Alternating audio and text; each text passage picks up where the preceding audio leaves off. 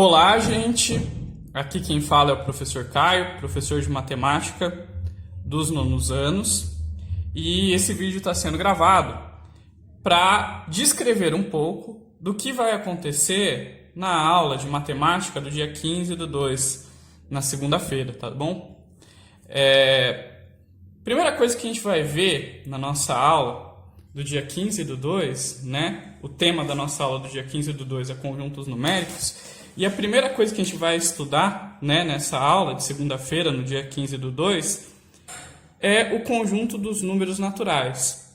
Os números naturais são aqueles números que a gente usa para contar, são os números que a gente aprende, né, lá desde o primeiro aninho, são os primeiros números que a gente aprende. Então, quem são os números naturais? Bom, os números naturais são o 0, depois, né, o 1, depois o sucessor, que é o 2, depois o sucessor, que é o 3, depois o sucessor, que é o 4, depois o sucessor, que é o 5, depois o 6 e assim por diante. Então, os números naturais são esses números, né, que começam no 0 e vão saltando de uma em uma unidade, tá bom? Ok? Como é conjunto, né, a gente costuma deixar isso, né, os elementos do conjunto entre chaves, tá bom? Então, o conjunto dos números naturais, que é simbolizado por essa letra N, com um cortezinho aqui, ele é o conjunto dos números formados pelo 0, pelo 1, pelo 2, pelo 3, pelo 4, pelo 5, pelo 6, enfim. Começa no 0 e aí eu vou pegando o sucessor de cada número. O sucessor do 0 é o 1, o sucessor do 1 é o 2 e assim por diante, beleza? Depois, o que a gente vai estudar nessa aula do dia 15/2, da segunda-feira, é o conjunto dos números inteiros, que é denotado pela letra Z. O que são os números inteiros? Bom, os números inteiros eles são formados por todos os números naturais e, além disso, também os números opostos, né? Os números simétricos, os negativos dos números naturais. Então, quem são os números inteiros? Os números inteiros, né? O conjunto dos números inteiros, ele tem todos os naturais e os negativos dos naturais, tá bom? Então, o conjunto dos números inteiros, assim como o conjunto dos números naturais, ele também é infinito, né? Esqueci de mencionar isso, o conjunto dos números naturais, ele é infinito, essa lista não acaba, né?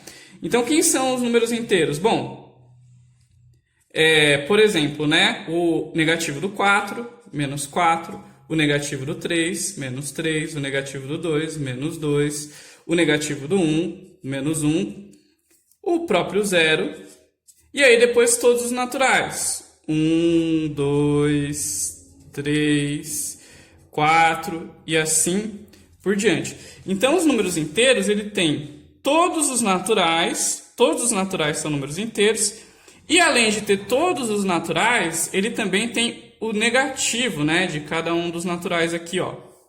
Então, tem o menos 1, vai ter o menos 2, vai ter o menos 3, vai ter o menos 4, vai ter o menos 5 também. Enfim, vai ter todos os naturais e os negativos. E, claro, o 0 também. Tá bom? Depois disso, a gente vai falar na nossa aula do conjunto dos números racionais, né? Que é denotado aqui, né? Que é simbolizado pela letra Q. Tá bom? O conjunto dos números racionais, ele é formado pelos seguintes tipos de números, né? Quem são os números racionais? Bom, os números racionais, eles abrigam todas as frações, certo? Todas as frações são números racionais. Então, por exemplo, 1/4, essa fração é um número racional, tá bom? Só como exemplo, tá?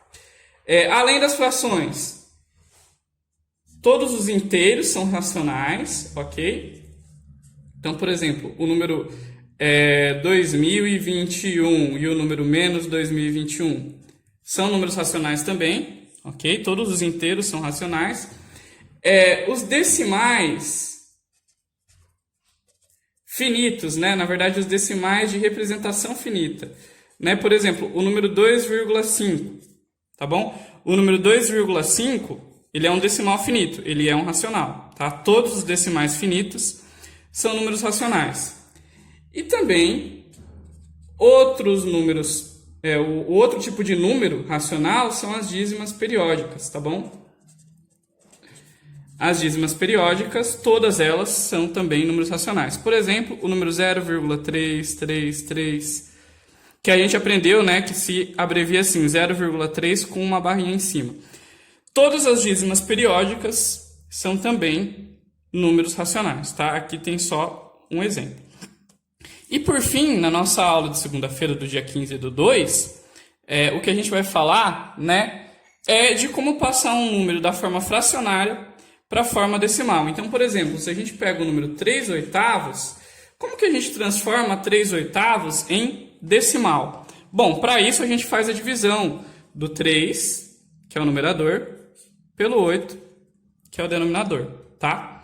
Aí como que eu começo a divisão? Bom, 3 não dá para dividir por 8, não dá nem para começar, então eu coloco 0, o 3 vira 30. O 8 cabe 3 vezes no 30, dá 24, e sobra 6, tá? Aí eu acrescento um 0, né, no 6, e ele vira 60. Eu sei que o 8 cabe 7 vezes no 60, né? 7 vezes 8 dá 56. Vai sobrar 4, eu adiciono um 0, vira 40. E finalmente o 8 cabe 5 vezes no 40. 5 vezes 8 dá exatamente 40. E o resto vai dar 0. Ou seja, 3/8 na forma decimal dá isso aqui, olha. 0,375. Bom, gente, esse é um resumo da nossa aula de segunda-feira. Eu espero que vocês tenham compreendido. E até a aula, então.